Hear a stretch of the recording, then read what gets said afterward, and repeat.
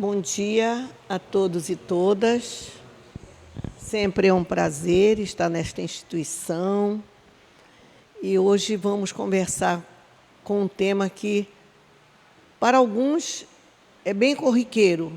São participantes de reunião mediúnica, como médiuns, como coordenadores da reunião, como dialogadores, como apoio. E talvez para outros seja um tema novo, ou que ouviram falar, mas que não se detiveram um pouco mais no assunto, né? Essa imagem, obviamente, que não é de uma reunião mediúnica de hoje. Pelos trajes dos componentes, nós estamos vendo que é uma reunião lá da década de 40, década de 50, mas achamos interessante a imagem porque, inclusive, ela traz um gravador, né? Vendo como nas primeiras reuniões existe uma preocupação de gravar, para analisar, para estudar. Mas o importante é nós percebermos que esse povo aí de branco são o povo do outro lado, né? Tem os encarnados, como nós, pessoas que estão na vida material, e os desencarnados, espíritos, que assessoram, que coordenam, que dão todo o apoio à reunião mediúnica. O nosso tema é a mediunidade com Jesus. Aí nós poderíamos assim nos perguntar, e existe mediunidade sem Jesus? Nós vamos ver ao longo aqui da nossa exposição.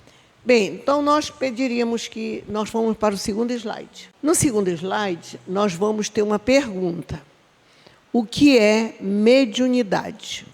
O que é mediunidade? Porque o nosso tema é mediunidade com Jesus.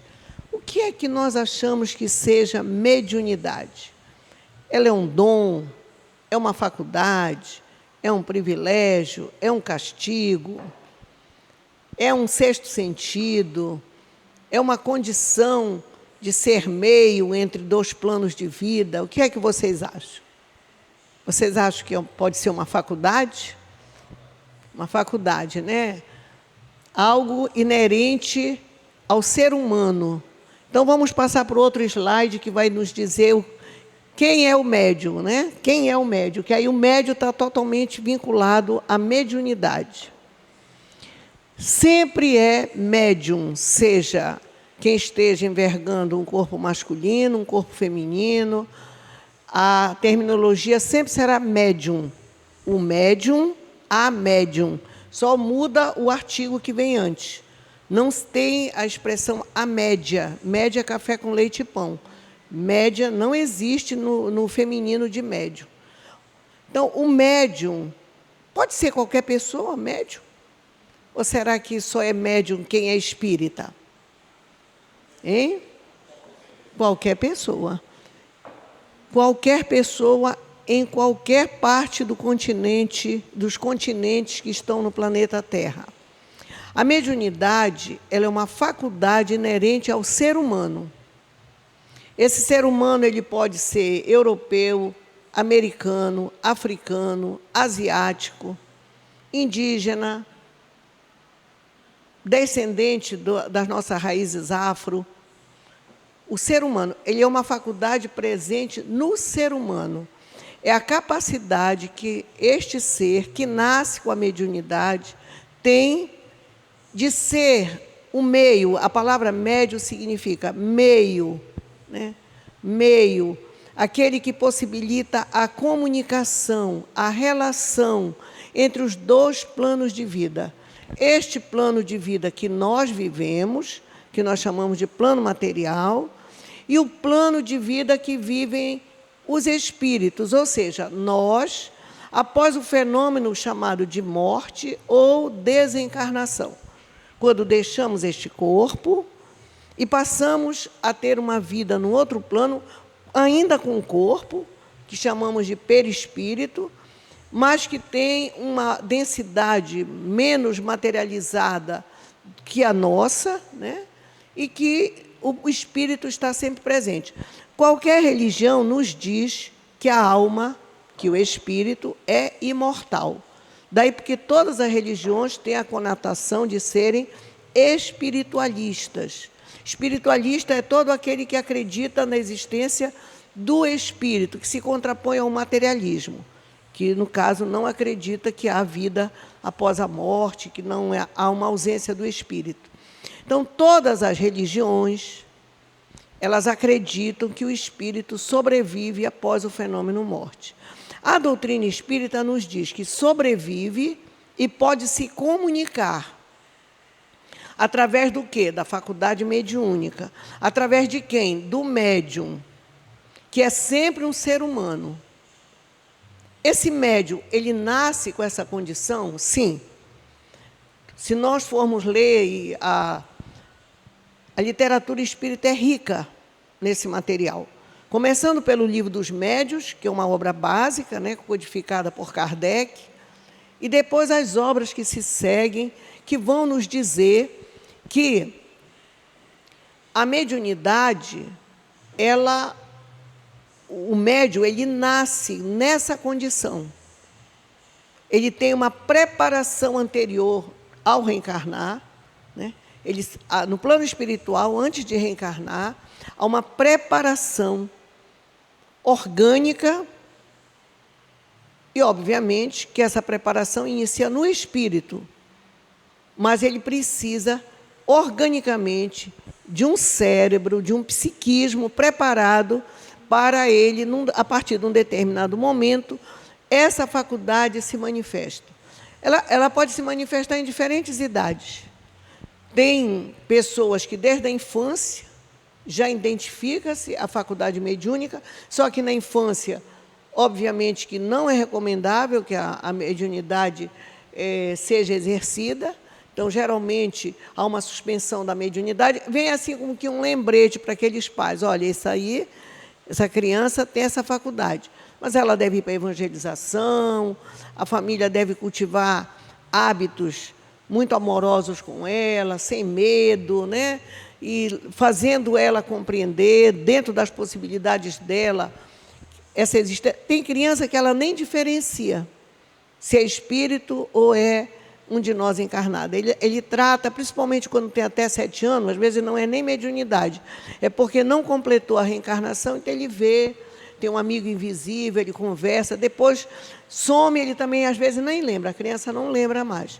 Outros surgem na adolescência, outros na maturidade e outros até pós-60, mediunidade pós 60 anos. Então, você vê que não tem idade para que essa mediunidade realmente surja, né?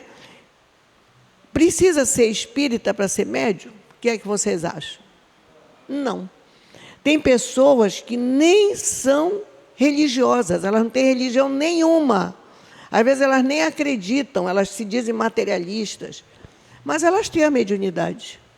A mediunidade, a expressão maior da mediunidade não é desenvolver, mas é educar. Porque você não desenvolve o que não tem.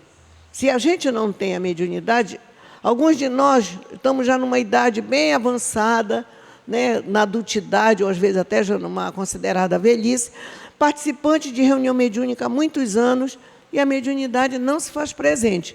A mediunidade no sentido de patentear. O fenômeno sempre está presente. Mas outros de nós, a mediunidade, ela é bem patente, independente da religião. A mediunidade também passou a existir só a partir do espiritismo? Também não. O espiritismo é uma doutrina recente.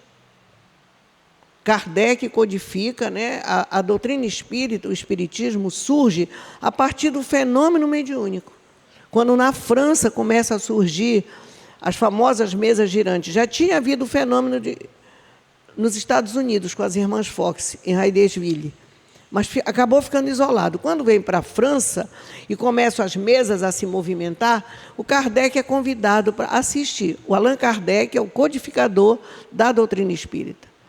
Ele vai assistir, ele era um cientista, ele era um estudioso, ele vai assistir e ele vê que aquilo não podia ser um mero fenômeno material, porque as pessoas faziam perguntas, e o que é que acontecia quando as pessoas perguntavam para a mesa, hein, gente? Elas respondiam. Aí, como é isso? Aí ele vai dizer, mas como? A mesa não tem cérebro. Ela não tem inteligência. Como é que ela responde a perguntas inteligentes? E aí ele começa uma pesquisa, experimentando, e aí eles respondem. Ele pergunta, quem é que realiza essa? Ele diz, a alma daqueles que já morreram. E aí ele inicia um processo de pesquisa com mais de 1000 médios, com muitos cadernos espalhados em vários países, e vai então elaborar a doutrina espírita.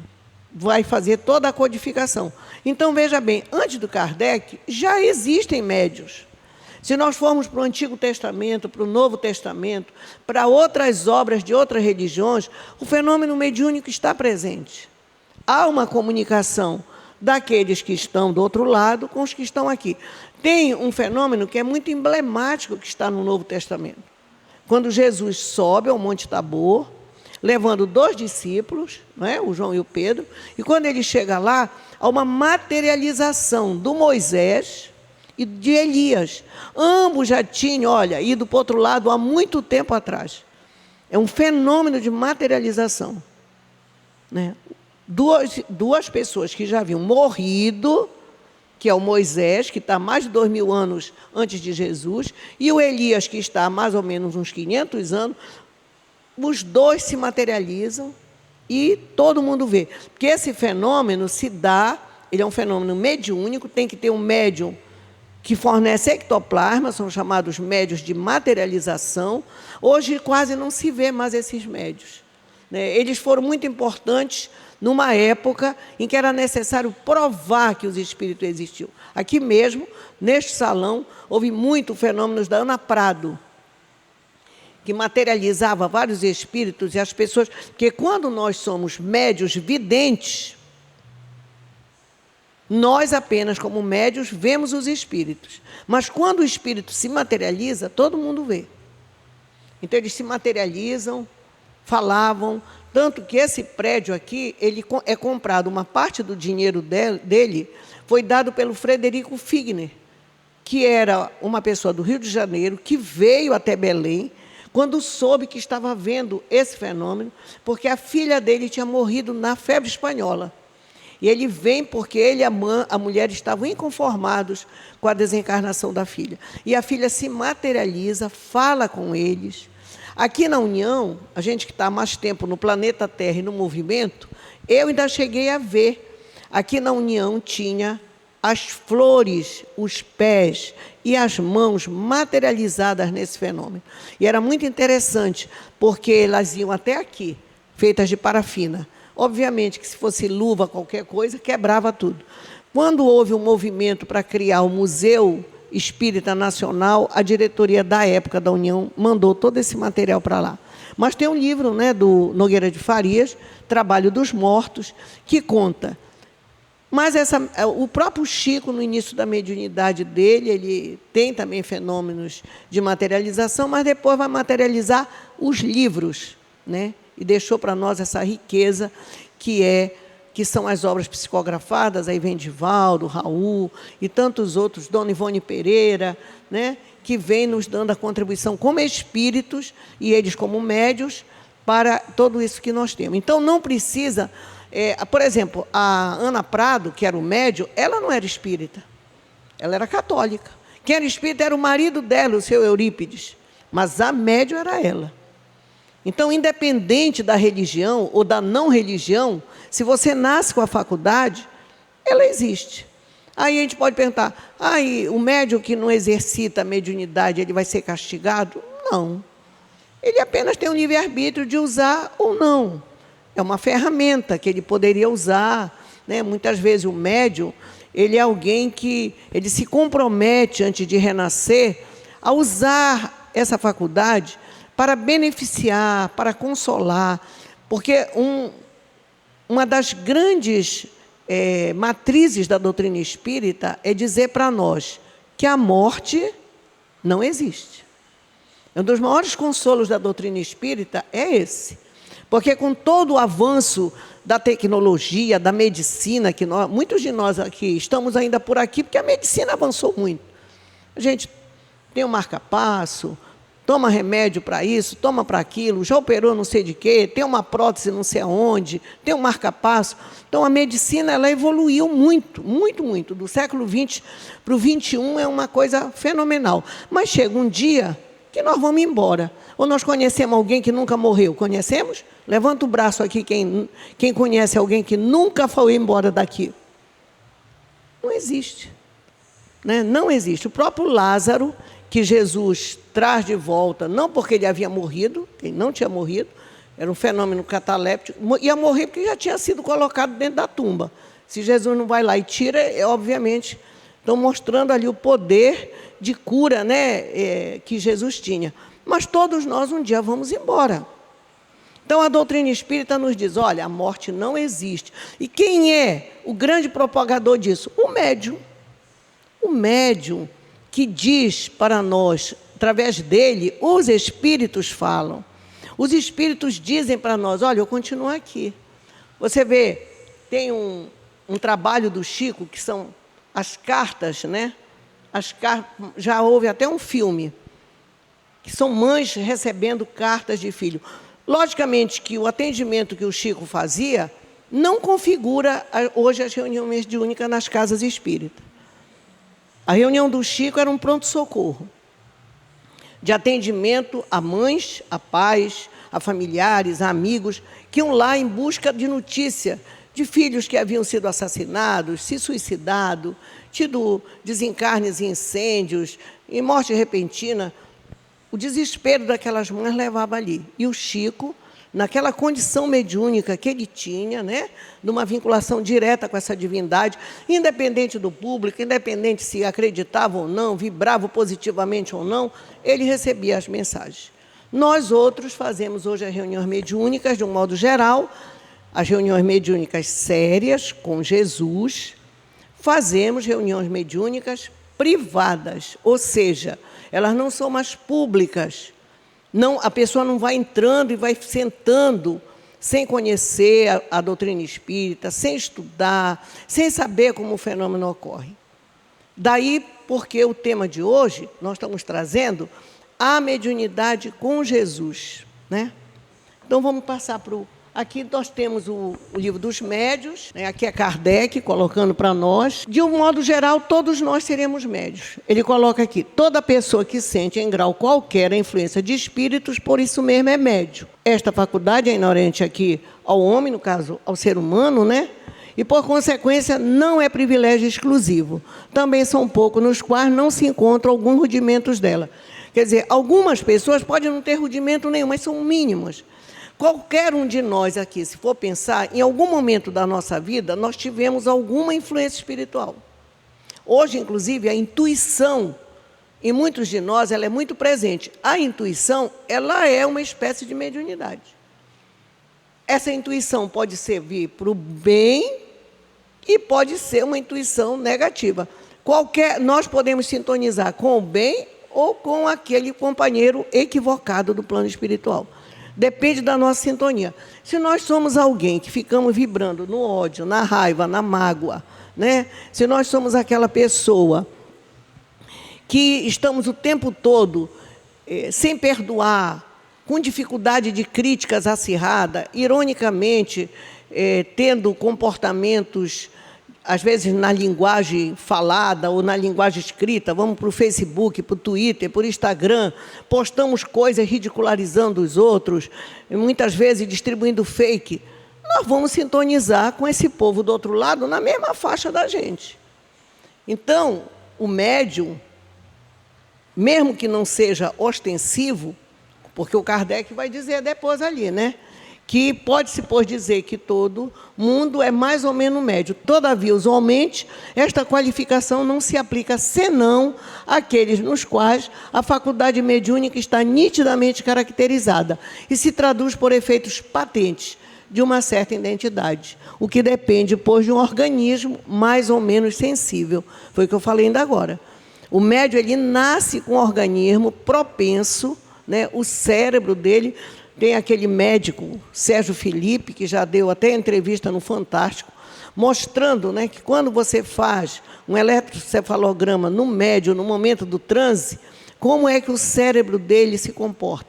Quer dizer, o médium ele vem já com um componente cerebral, psíquico, para ele viver, inclusive, esses 2 planos de vida sem se perturbar.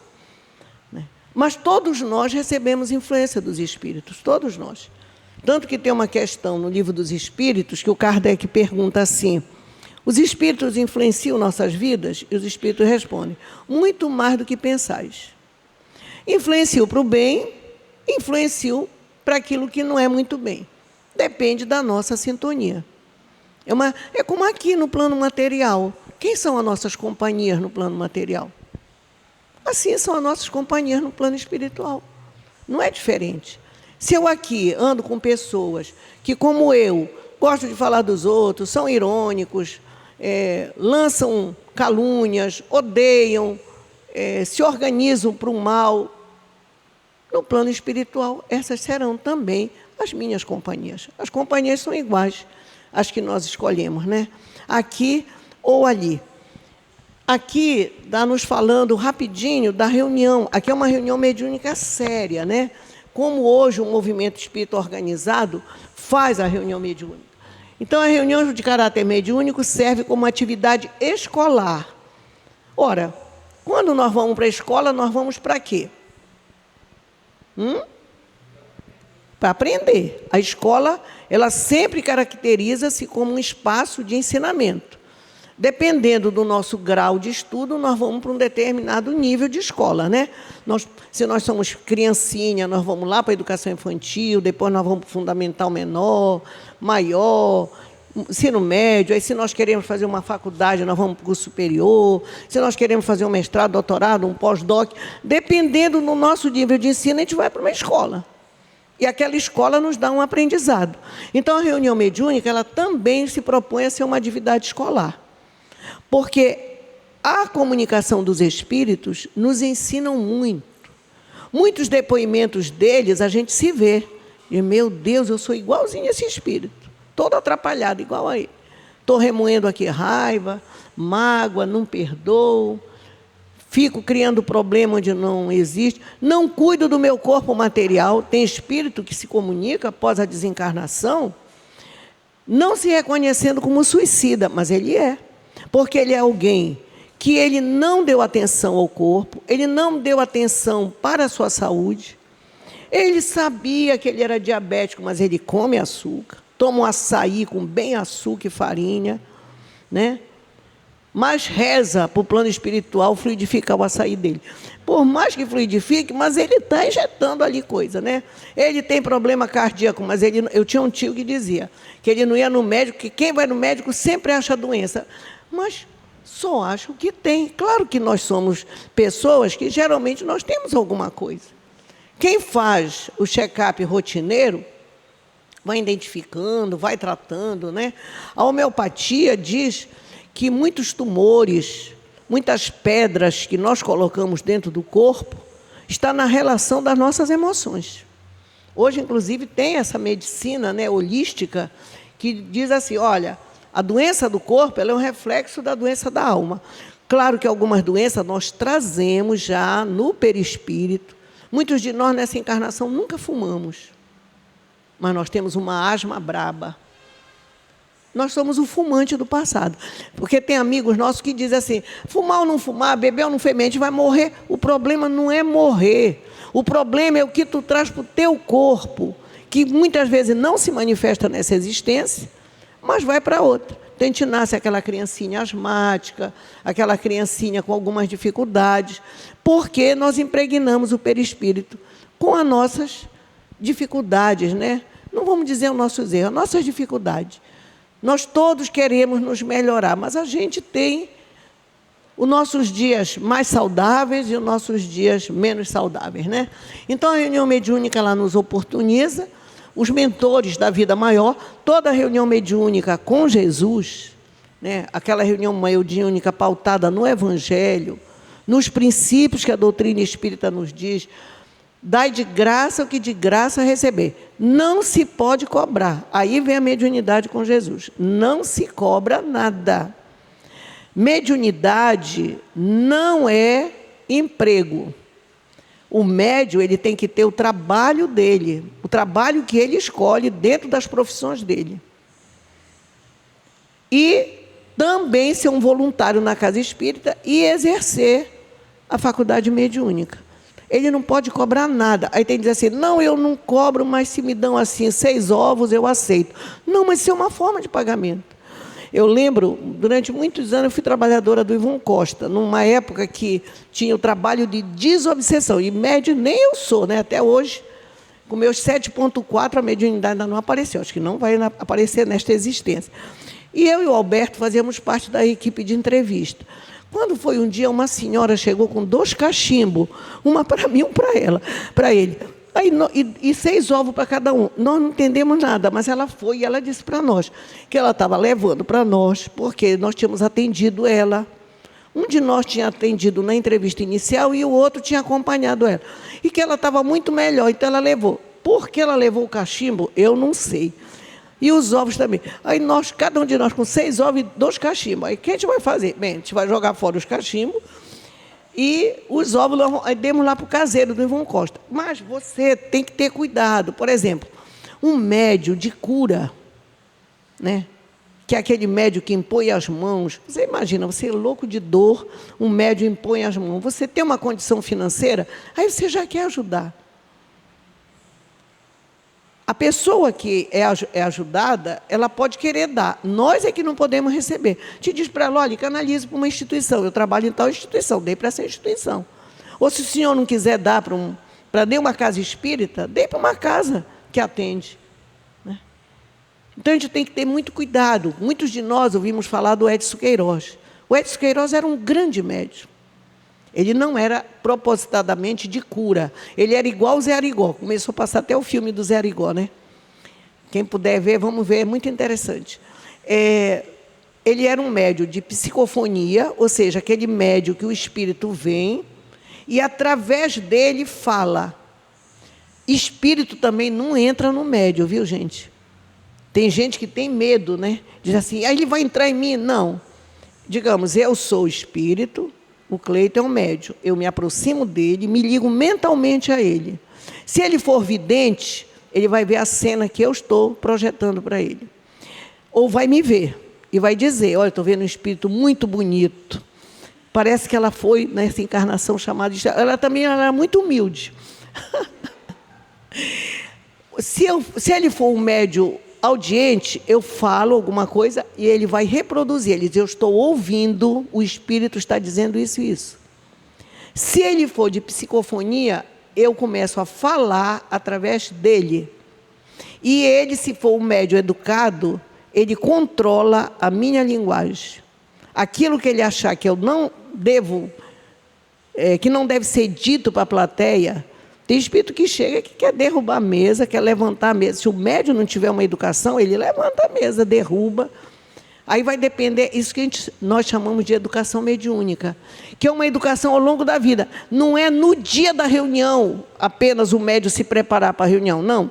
O médium ele se prepara a vida inteira, todos os dias. Porque se ele é alguém que na casa dele, quando ele se aborrece, ele sai quebrando tudo, na hora da reunião, o espírito encontra nele a energia para... Só não levanta e não quebra se o grupo mediúnico for muito equilibrado, segura ele. E aí o coordenador vai ter depois de conversar com ele, se ele for um médium que repetidamente tem esse tipo de comportamento. Se ele for um médium que tem um palavreado bem grosseiro, chama palavrão a qualquer hora, se vem um espírito que tem esse palavreado, ele não tem controle. Ele solta, porque é dele. Porque não há, hoje, inclusive, várias obras espíritas não chamam mais fenômeno mediúnico, chamam fenômeno medianímico, que é o médium interferindo no fenômeno mediúnico. O médium sempre interfere. Sempre é um processo anímico também, que a alma do médium, fazendo o controle, fazendo o registro, o espírito usa a linguagem do médium. Se o médium é muito culto e o espírito também o é, ele fala naquele patamar. Se o espírito é muito culto e o médium não é, o médium reproduz, a essência é a mesma, mas com as palavras que o médium tem. Um espírito, por exemplo, um médium como o Chico. O Chico escreve obras que muitos de nós... A primeira obra que ele escreve é o Parnaso Além Túmulo, com uma quantidade enorme de poetas variados, todos com a identificação de como eles foram. Obviamente que também aí tem a bagagem espiritual do Chico. O Chico traz na sua bagagem, porque nessa encarnação ele estudou aquilo que seria a famosa 5ª série primária, de muitos anos atrás. Então ele não teria, desta encarnação, o próprio Divaldo. O Divaldo é um professor de ensino primário que faria hoje até o nosso ensino médio. Quando você vê as obras psicológicas da série da Joana, e ele coloca, ele já colocou várias vezes, que ele teve que fazer um estudo no plano espiritual e também ler aqui várias coisas da psicologia para ele ter esse filtro para poder escrever as obras. Então, você vê que há uma coordenação, né, do plano espiritual superior, e os médiuns precisam dessa preparação. Na realidade, todo mundo que participa da mediúnica. O coordenador, os médiuns dialogadores, o médium que realmente, pelo qual vê as comunicações, seja psicofônica, psicográfica, vidência, audiência, todos nós que participamos de reunião mediúnica precisamos ter esse preparo, né? Então, faculta uma aprendizagem, cooperação recíproca entre encarnados e desencarnados. Precisa ter essa liga aí. É por meio das reuniões mediúnicas que os encarnados auxiliam os desencarnados através da palavra esclarecedora, da indicação de rumos novos, nobres, da vibração fraternal da prece. Isso aí é o dialogador com o espírito, conversando com o espírito.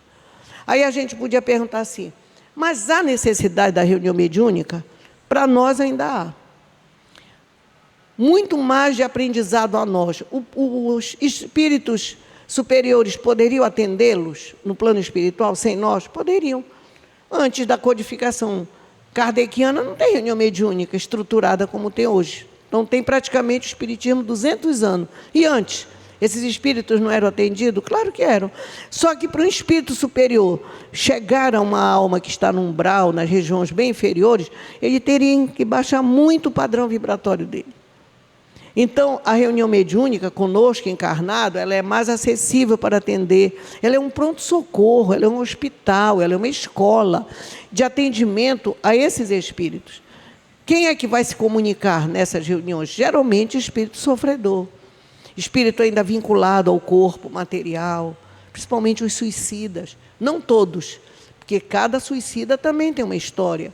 Cada um tem um tipo de programação e de planejamento. Não podemos dizer que todo suicida fica preso ao corpo, fica preso àquela situação.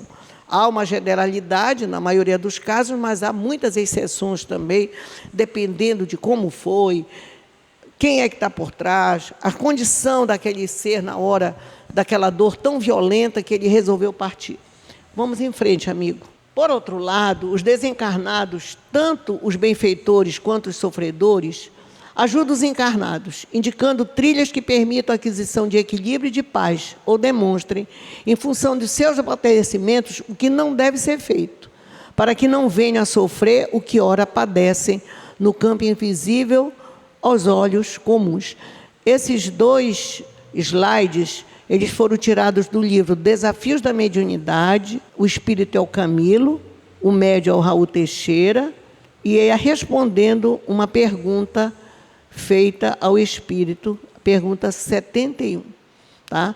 Mostrando que há uma ajuda aos desencarnados, aos encarnados, que somos nós, das reuniões mediúnicas, no aprendizado, né, de ao vermos aquelas situações dolorosas que muitos deles ainda trazem, muitas vezes é apego.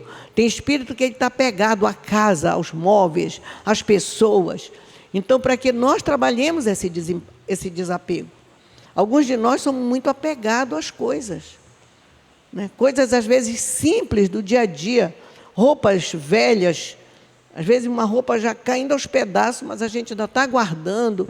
Ou roupa que a gente usou quando tinha 30 anos, a gente já está com 60, mas a gente acredita que aquela moda vai voltar, que a gente vai emagrecer, voltar a ter aquele corpito e fica guardando, né? Então, se a gente não se desapega de uma roupa velhinha, imagina se nós vamos nos desapegar ao retornar ao plano espiritual da casa, dos familiares. Então, nessas reuniões mediúnicas, a gente vai ouvindo e vai colocando, como a gente diz, a carapuça na cabeça, né? A gente vai vendo, por exemplo, eu estou há tanto tempo aí magoado com fulano, aí eu não perdoo, que alguém tirou, a gente acha, né? Alguém tirou o meu namorado, alguém tirou o meu marido, a minha mulher me traiu. Aí a gente tem que ver, mas o que é isso, né? Por que eu mantenho esse tipo de comportamento? Tantas pessoas me amam, por que eu fico presa numa pessoa que, por alguma razão, a partir de um determinado momento, não quis continuar comigo? Quantos a gente tem assistido, né, os famosos feminicídios? Tantos homens matando mulheres porque, por alguma razão, elas não quiseram permanecer. Homens de todas as idades, de condições sociais diversas, de fenótipos diferentes, de escolaridade diferente, quer dizer, uma condição da alma que não perdoa. Então, quando vemos aqui no plano material, a gente vê em que condições essa alma parte e vamos colocando a nossa carapuçazinha e vamos tentando nos arrumar aqui. Continuando, amigo. Reuniões mediúnicas sérias. Então, aqui nós temos, né, a necessidade das reuniões mediúnicas sérias ter uma conjugação da mensagem do Evangelho e dos ensinos codificados por Kardec, perfeitamente conjugados pela sabedoria divina. Aí a gente pode perguntar assim, mas tem reunião mediúnica fora das orientações do Kardec? Tem. Nós temos nos cultos afros, nós temos na religião católica, né, os nossos irmãos do segmento carismático, que, obviamente, vão fazer as reuniões mediúnicas dentro dos preceitos dele, e nós não temos nada a ver com um julgamento a eles. Mas, muitas vezes, eles não têm vinculação. Da Igreja Católica, eles têm a vinculação com Jesus. Algumas práticas dos cultos afros também, principalmente a Umbanda, que tem uma presença muito forte do catolicismo. A gente vê os santos, né? Os santos deles têm correspondência aos orixás. Mas o candomblé, por exemplo, ele tem já um outro segmento, ele tem uma vinculação maior com os deuses da África. Mas eles estão fazendo dentro daquilo que eles conhecem. Aí nós poderíamos dizer assim, eles estão com Jesus, depende de como eles se portam. Porque se eles estão ali naquela prática, mesmo sem identificar a figura de Jesus, mas no bem, eles estão com Jesus. Agora, se é uma casa espírita que conhece tudo isso e usa a reunião mediúnica para fazer intercâmbio, para se beneficiar, para beneficiar um familiar, para querer saber aquilo ali, acolá, essa também não é uma reunião com Jesus. Ela precisa estar vinculada ao ensinamento divino. Eu estou recebendo que tipo de comunicação, né? É um espírito que vem me incitar à violência, ao não perdão, como um espírito, como se fosse um espírito amigo dando orientação para casa, que deve fazer isso, aquilo, mas que nas entrelinhas vem alguma briga, alguma dissensão? Obviamente, podemos receber esse tipo de espírito, claro, qualquer espírito pode ser recebido numa reunião mediúnica. O importante é quem coordena a reunião, quem conduz a reunião, os objetivos da casa, os médios. Atender o espírito, atender se atende, conversa com qualquer espírito, ele é palestino, ele é judeu, ele é nazifascista, ele é alguém, ele é um estuprador, ele é um pedófilo, ele desencarnou pelo suicídio, não importa. Ele é um guerrilheiro, ele matou muita gente na guerra, não importa. Ele é um irmão nosso, ele é um companheiro nosso, que está ali para ser atendido. Agora, como ele vai ser atendido? Ele vai ser atendido dentro das diretrizes que a doutrina espírita nos diz. O diálogo fraterno, o acolhimento, o consolo. Às vezes, nós não precisamos nem dizer para ele que ele é desencarnado. Porque tem espírito que se manifesta e que não sabe que desencarnou. Às vezes, diz assim, mas eu morri. Uma vez eu vi um conversando comigo, ele diz assim, mas eu sou uma alma do outro mundo, eu sou uma visagem. Quer dizer, ele tinha Não importa a gente dizer isso. Se a gente muitas vezes diz para um espírito desse, ele morre de novo ali com medo. Porque ele tinha medo de morrer. Então a gente vai dizer para ele, não, porque ele está vivo. Não, você está no hospital. Teve uma vez um que dizia assim, não, mas esse hospital aqui está muito diferente. Eu estou estranhando, eu estou achando que isso aqui tem alguma coisa que não está muito boa. Mas aí o importante é ele ser acolhido, ele ser consolado. ele ser ouvido. Tem dialogador que mal o espírito começa a comunicar, ele já, meu irmão, é isso, aquilo. Deixa ele falar, a gente não sabe quem é ele. Deixa ele falar, nós precisamos ter uma escuta. Assim como nós ouvimos quem chega no atendimento inicial, do plano material, que nós precisamos aprender também a ouvir, assim também no plano espiritual. Ouvir. E dentro daquilo que ele diz, nós não temos que ter embate. Muitas vezes vem um teólogo, muitas vezes vem uma pessoa cientificamente muito intelectualizada. Aí vai dizer assim, então o dialogador tem que ter todo esse conhecimento? Não. Nós temos que ter o conhecimento da doutrina espírita para dialogar com ele. Porque ele, com todo aquele conhecimento, está naquele estado. Nós não vamos trazer um embate. Tem muitos religiosos que vêm, se comunicam. Um dia um se comunicou dizendo assim, eu não falo com mulheres. Aí o dialogador era uma mulher. Ele disse, não, mas você vai conversar comigo, porque eu que estou disponível para conversar com você. Não, olha, eu sou superior por 2 razões. Ele disse, eu sou homem, eu sou um teólogo e eu não converso com gente simples como você. Então, você vê. Então, tem espírito que ele chega assim. Aí, muitas vezes, nós que também não somos aquelas almas muito evangelizadas, já queremos brigar com o espírito. Eu me lembro, uma vez, o Raul, quando ele ainda falava, né? No Lar de Maria, na União da Castelo, no prédio da Castelo, ele fazendo uma palestra, lá no Lar de Maria, era um encontro de trabalhadores espíritas. Então, ele contou, né, de um espírito que começou a se comunicar por um médium e começou a dizer um monte de coisa, né, falando, insultando. Aí o dialogador disse para ele, olha, tu te cala aí, porque tu está passando dos limites. Não, eu não me calo. Aí, sabe o que o dialogador fez? Se levantou, deu uma chave de braço no pescoço do pobre do médium. Aí ele disse, me solta, sou eu. O médium voltou correndo. Quando ele viu, ele disse, vai me estrangular aqui.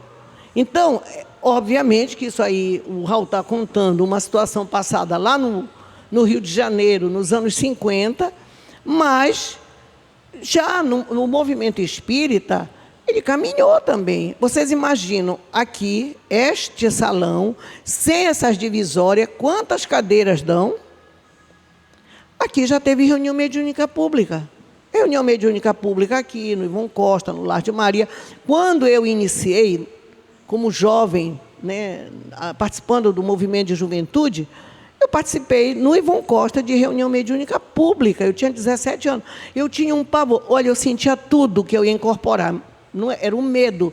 Quando o seu Orlando Calado de Figueiredo dizia assim, para o seu Nicolau, que era um outro trabalhador, Nicolau, fecha a porta, pronto. Já me subia, eu achava que eu já... de medo, porque o medo, às vezes, provoca... Eu nunca tive nada de mediunidade, mas nessas horas, eu agarrava a minha mãe de um lado e meu pai do outro, eu agarrada ali. Depois, os meus pais deixaram de me levar, que eu tinha um pavor.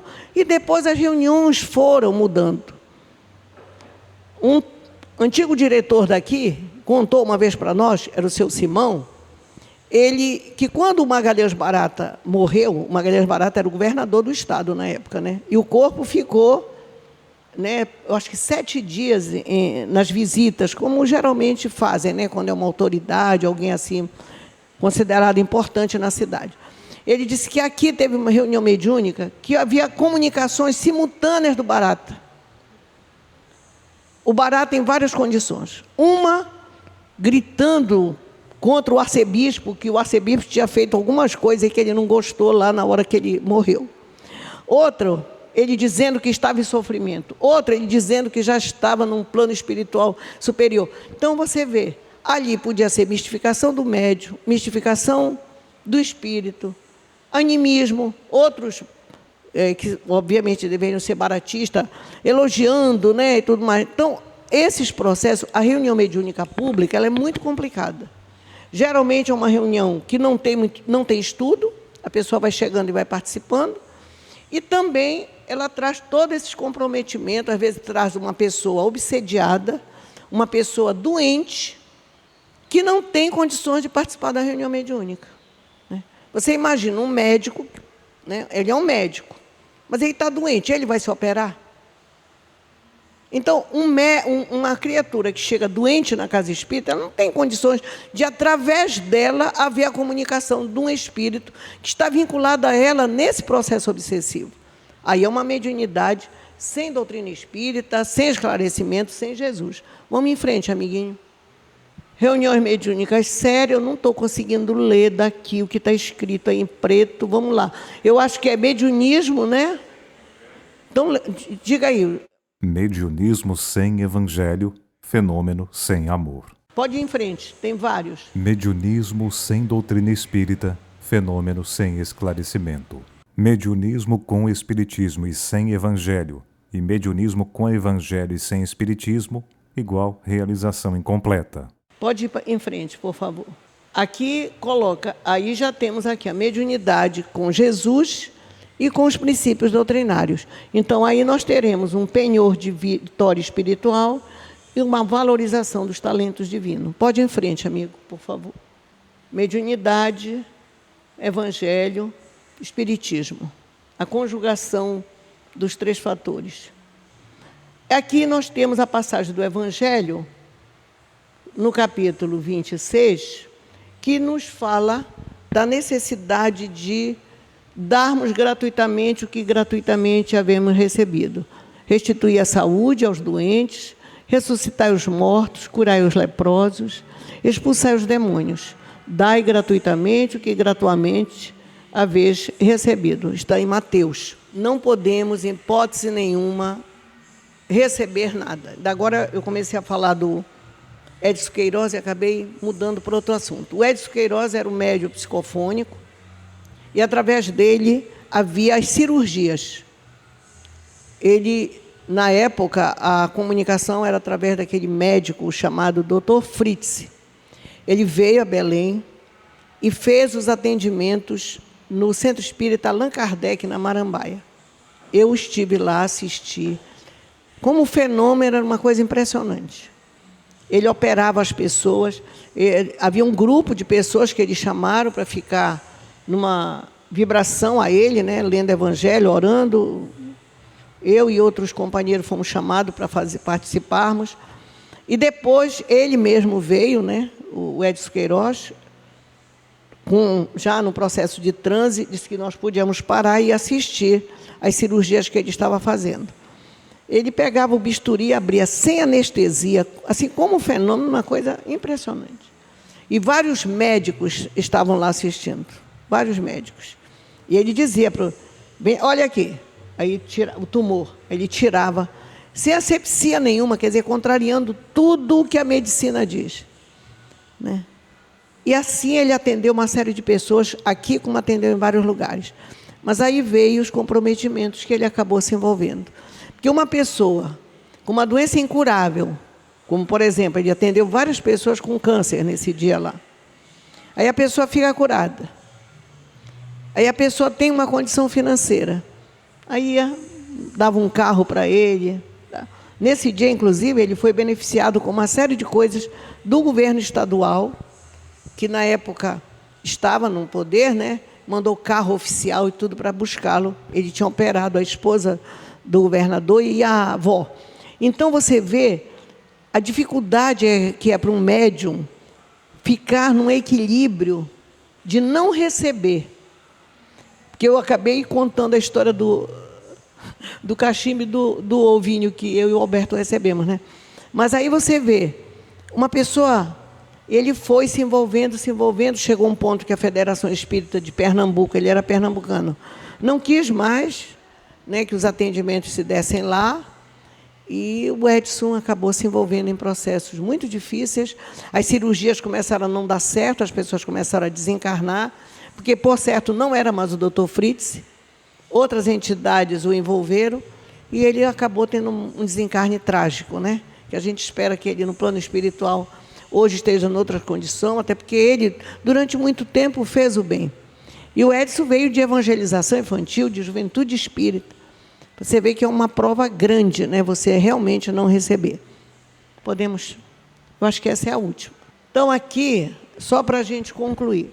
Na codificação, isso aqui é Kardec, no Livro dos Médiuns, no capítulo do Método, Na codificação, em diversas oportunidades, Kardec destacou a importância das pessoas não se entregarem à prática antes de conhecerem a teoria.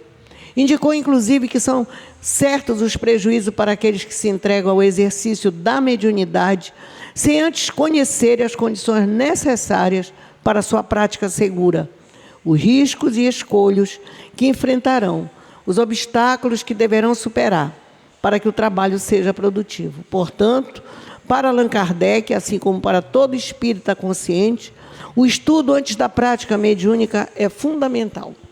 Ou seja, uma casa espírita não deve iniciar um grupo de reunião mediúnica sem antes ter proporcionado o estudo para aquelas pessoas que vão participar. Nenhum de nós deve participar de uma reunião mediúnica sem antes estudar. Isso o Kardec coloca logo nesse capítulo do método. Ele é muito claro.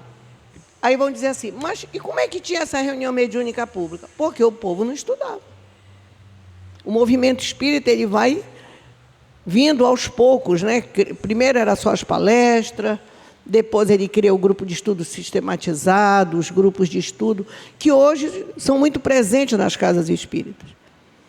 Aí vocês poderão me perguntar assim, tem casa espírita hoje que ainda tem reunião mediúnica pública? Tem. Não são muitas, mas como havia, principalmente esses centros de grande porte, maiores colocações no centro da cidade, e mesmo os da periferia, eles não têm mais a reunião mediúnica pública. Mas alguns ainda têm. Alguns companheiros nossos, eu acredito que, por ingenuidade, ou às vezes, muitas vezes, nós também temos nossos orgulhos, achamos assim, não, toda pessoa sofredora que chega, se ela for para uma reunião mediúnica, o espírito que a perturba vai se comunicar e vai ficar tudo bem. Não é assim. Primeiro, porque a pessoa não tem a menor condição de participar. Segundo, muitas vezes ela tem medo. Ela assiste uma comunicação, às vezes não vem por ela, vem por outra pessoa, mas ela fica apavorada, não volta nunca mais. Terceiro, hoje, cada vez mais, se estudando a prática mediúnica, se vê que a reunião mediúnica, ela faz parte de um processo. Se a pessoa que vivencia um processo espiritual de obsessão, seja simples, seja na fase de subjugação, de fascinação, se ela não mudar, se a gente não se modificar, aquele espírito é afastado e vem outro, porque nós mantemos a mesma sintonia. Daí porque as casas espíritas abriram os AES, antes chamado de terapia espiritual, TE. Os TEs foram substituídos por AE, por orientação, né, dos conselhos de medicina, que só pode usar a expressão terapia, quem está vinculado a essa área de saúde. Então, se criou os AES. Então, a pessoa vai para a entrevista, vai para o grupo do Evangelho. Aí, no grupo do Evangelho, é refletido com ela a necessidade do esforço, né, da gente praticar aquilo que o Evangelho diz. Receber o passe, água fluidificada, a oração, que são os elementos de apoio para quem vive um processo espiritual, de assédio espiritual. O nome vai para a reunião mediúnica, o espírito vinculado à pessoa é atendida? Sim. Mas se a pessoa não mudar, tem espírito que diz, mas é ele que não me larga, é ele que me chama pelo pensamento. Às vezes o espírito até quer ir embora, mas o outro chama. Chama porque tem a mesma vibração, não quer mudar, não quer melhorar. Muitas vezes tem uma ociosidade, tem uma violência em si, né? Tem uma série de comportamentos, esses comportamentos que ainda são muito comuns em nós. Alguns de nós temos comportamento mais acirrado numa área, outros noutra, né? Então, essas questões, por exemplo, tem pessoas que às vezes vivenciam assédios muito grandes na área do trabalho, na área da finança.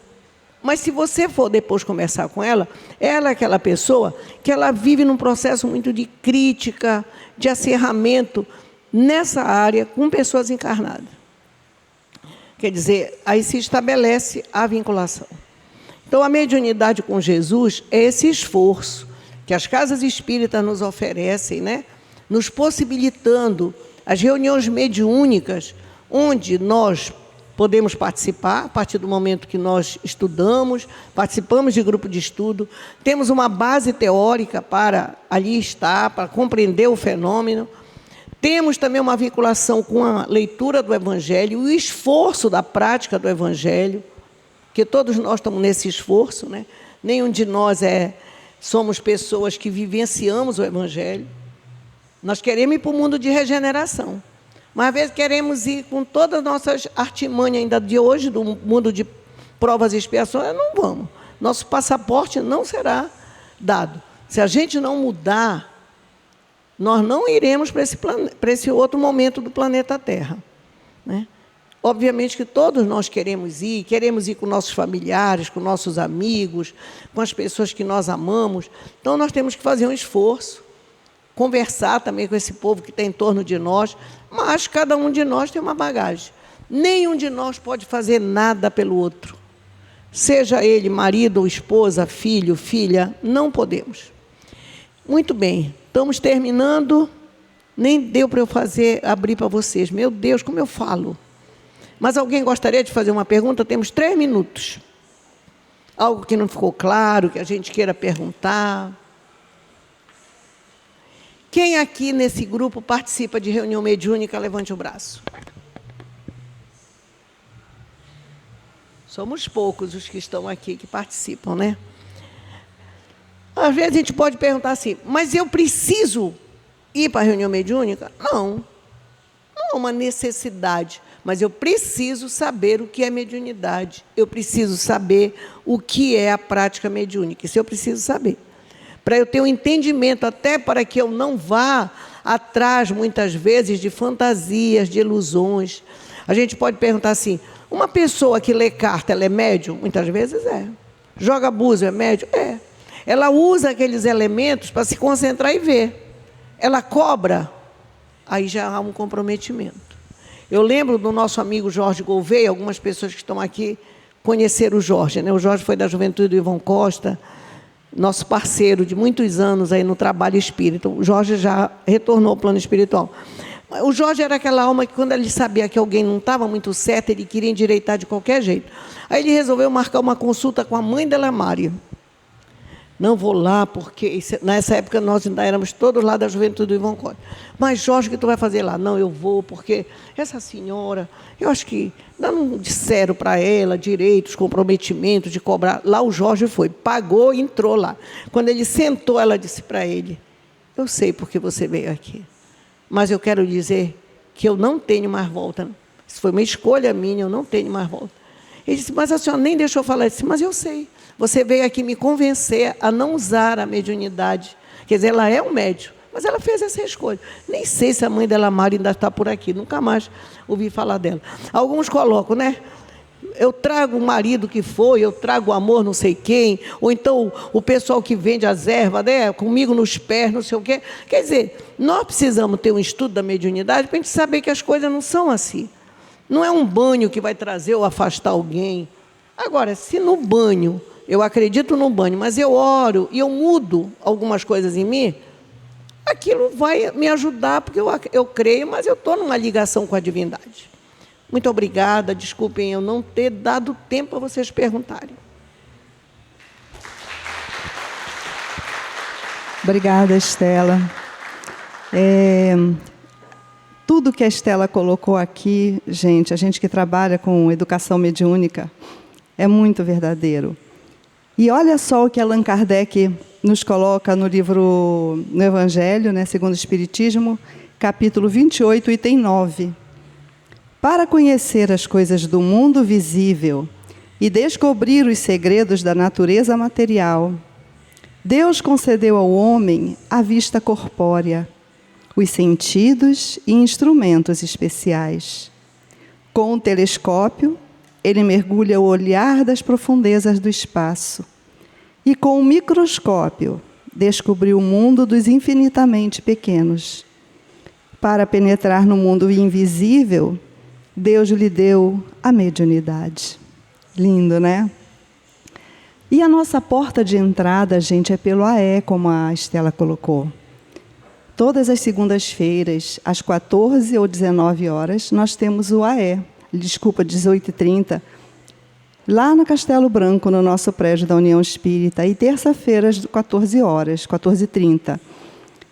Temos também os grupos de educação mediúnica, preparação para a educação mediúnica, livro dos médiuns, da mesma forma que nós temos que estudar quando escolhemos uma profissão, seja ela qual for, a mediunidade não é diferente. Tá? Então, pensemos muito nisso. Dessa forma, essa manhã maravilhosa, a gente encerra, vamos fazer a nossa prece. Agradecendo a todos pela presença. Senhor Jesus, aqui tu nos apresentaste um tema tão especial para nós, sobre a nossa mediunidade contigo, Jesus. A mediunidade esclarecida, trabalhada, edificada nos teus preceitos. E que possamos, Senhor, sair daqui mais fortalecidos após este banquete espiritual. E que a tua presença se faça em nós, em todos os momentos da nossa vida. Que todos nós estejamos mais fortalecidos, assim como todos os nossos irmãos, encarnados e desencarnados. Obrigada, Senhor, pela paz, pela harmonia, por tudo que somos e temos, por tudo que seremos e um dia teremos. Que a tua luz nos ilumine, agora e sempre. Que assim seja. Um bom domingo para todos. Até a próxima semana.